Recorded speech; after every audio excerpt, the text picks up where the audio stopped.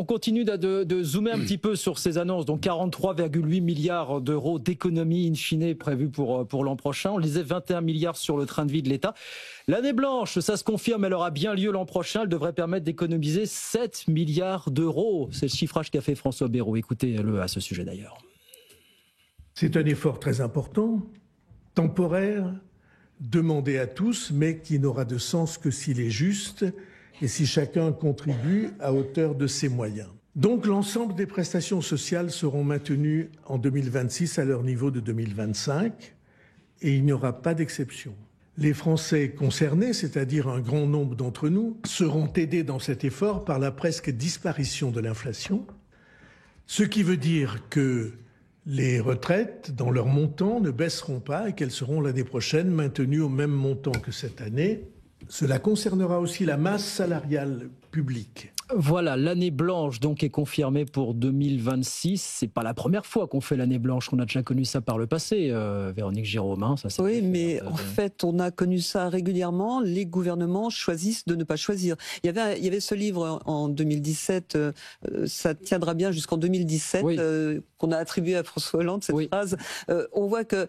C'est sur le chômage qui disait ça. Voilà, et on a l'impression aussi que les gouvernements cherchent plus leur survie que finalement de produire un résultat. Mais là aussi, le problème, c'est que les discours, moi je sens du storytelling et de la manipulation. Je pense pas que ce soit je crois qu'il y a un peu de volonté quand même d'essayer de manipuler la population. Le problème, c'est que parfois dans le discours politique, on ne peut pas tout contrôler et il ne pourra pas éviter que, à force d'avoir avec force de conviction prévenu que ça allait être compliqué, qu'il allait demander des efforts, pas du sang et des larmes. Alors là, j'ai pas compris parce qu'on n'est pas Churchill, mais on demande des efforts. Si on ne demande pas des efforts importants, on peut pas s'attendre à avoir des résultats extraordinaires. On ne peut avoir de bons résultats que par me semble-t-il, que par des efforts conséquents. Donc en même temps, on ne veut pas demander si les efforts sont récessifs à l'arrivée, enfin voilà. Mais le problème, c'est qu'ils risquent d'être récessifs. Dans ces cas-là, il fallait pas alerter en disant c'est un danger, la dette est un danger mortel, parce que c'est pas cohérent. Et en même temps, il y a cette difficulté qui va être de faire passer le message à sa juste valeur. Parce que les retraités vont entendre, on va perdre. Ils vont pas se dire, effectivement, on va pas calculer, se dire, oui, mais je suis dans quelle case? Les favorisés, les pas favorisés? Ça va être un peu compliqué que chacun n'ait pas l'impression de faire plus d'efforts que le voisin. Là, il a insisté sur le fait que l'inflation étant attendue à seulement 1% pour l'an prochain, finalement, l'effet serait pas... Oui, par contre, pour ceux qui vont rentrer, qui vont changer de tranche du fait du gel du barème de l'impôt sur le revenu, là, j'ai peur que ça soit beaucoup plus douloureux pour le Mais là, le problème, c'est que ce sera rien. C'est à la marge. Donc, on passe à une tranche supérieure. Ça n'affecte pas la totalité de l'impôt. L'impôt moyen va être très peu affecté si vous ne franchissez qu'une tranche pour la partie de la tranche. Alors, bien sûr, l'impôt sur le revenu est un d'impôt à taux progressif, et progressif, les taux montent et les tranches s'élargissent. Donc, à la marge, on passait d'une tranche à une autre, ça va y avoir une conséquence, mais l'impôt moyen sera un peu augmenté. Le problème, c'est que les individus vont l'interpréter en disant je vais payer plus d'impôts. Et c'est ça qui va être retenu. Alexandre, en fait, c'est pas tellement les individus, c'est finalement le rôle des partis politiques à un an d'une présidentielle, Comment est-ce que ces partis vont assumer collectivement pour que ça passe, parce que là pour le coup ce ne sera pas une ordonnance, ce sera une obligation de passer ça dans le budget 2026.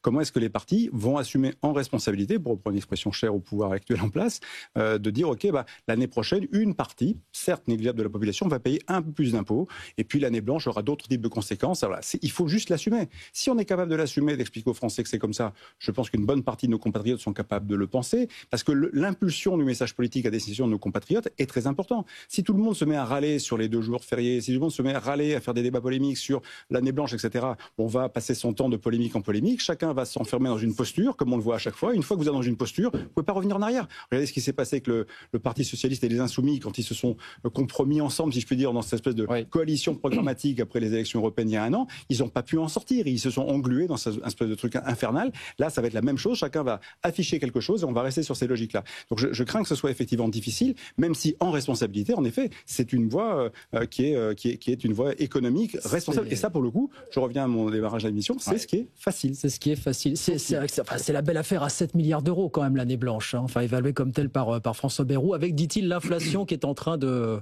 s'affaisser, attendue à 1% quand même.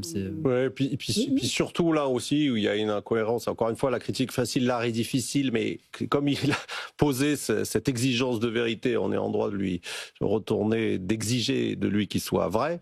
On doit travailler plus et il faut épargner le travail, a-t-il dit en préambule. Mais l'année blanche, ça n'épargne pas le travail. C'est-à-dire pour le même travail, les gens vont payer plus d'impôts, donc le travail va payer moins. Comment on doit travailler plus collectivement, ça c'est sûr. Ça c'est sûr. Mais comment on va encourager, inciter la majorité d'entre nous à travailler davantage si le travail paye pas plus et a fortiori s'il paye moins? C'est impossible. C'est vraiment impossible. Donc là il y a une forme d'incohérence et qui me fait dire qu'il pose mal le diagnostic. Il est bien posé sur la dette, mais ensuite sur d'où vient la dette. Il ne dit pas la vérité sur le fait que ça vient exclusivement ou quasi exclusivement des dépenses sociales depuis 40 ans. Oui. Les services publics se dégradent. Mais c'est normal. Les prélèvements supplémentaires depuis 40 ans ne vont pas aux services publics. On dépense la même chose en pourcentage du PIB pour l'éducation aujourd'hui que sous Valéry Giscard d'Estaing. Et il y a 3 fois plus d'étudiants. Donc on a fait des choix depuis 40 ans en négligeant le régalien, l'éducation et en surdotant le social, c'est-à-dire les retraites et l'assurance maladie. Ça, il ne dit pas la vérité là-dessus. Et sur le travail, le fait que le travail paye moins au sens où les gens, pour la première fois... Il nous a quand même ressorti l'allocation sociale unifiée pour faire en sorte que le travail soit toujours paye plus à chaque fois. Là aussi, oui, mais là aussi, c'est me semble-t-il une erreur diagnostique, c'est que... Pour que le travail paye davantage, bon, il y a la productivité à long terme, les meilleures compétences, etc. Mais à court terme, c'est diminuer l'écart entre le brut et le net. Oui. Comme c'est très difficile à faire, du coup, il fait que le chômage ou les minima sociaux payent moins.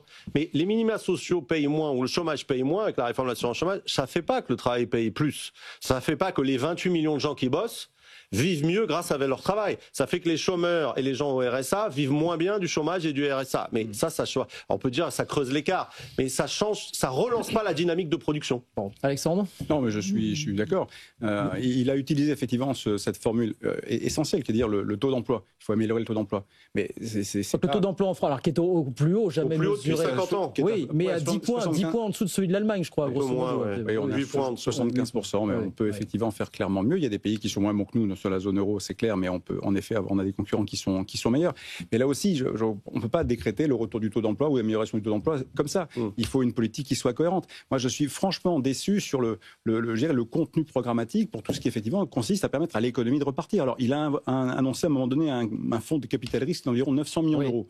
Bon. Pourquoi pas ? Pour faciliter le financement des entreprises. Voilà, mais très bien. Voilà. Mais déjà, il va falloir le mettre en place. Les effets, le temps que ça produise, vont être assez longs. Si c'est pour reproduire le même type de politique que France 2030, moi je veux bien qu'on fasse du saupoudrage sans mesurer les conséquences du saupoudrage et ce que ça rapporte in fine. France 2030, il n'y a pas que du bon quand même. C'est pareil au niveau des subventions européennes. Il y a, comme dirait l'autre, un pognon de dingue qui est investi par l'Union européenne sur une multitude de projets. On parle de dizaines de milliers de projets. Et au bout du compte, on ne sait pas si finalement tout ça fonctionne bien. On pourrait citer de nombreux exemples. Donc là, je trouve qu'en effet, on est sur des annonces, mais dont le temps d'effet sera long, alors qu'on a besoin d'aller vite. Et la seule chose qu'il faut faire dans ce pays aujourd'hui pour aller vite, c'est, voilà, à un moment donné, moi j'ai fait une tribune il y a quelques mois, on en parlait, c'est une loi d'exception pour l'industrie de défense. Il faut prendre des mesures rapides. Voilà. Et si vous ne créez pas des signaux de confiance, alors qu'il y a du capital, il y a de l'argent. Annoncer des mesures assez rapides dès l'automne sur la simplification. On est d'accord.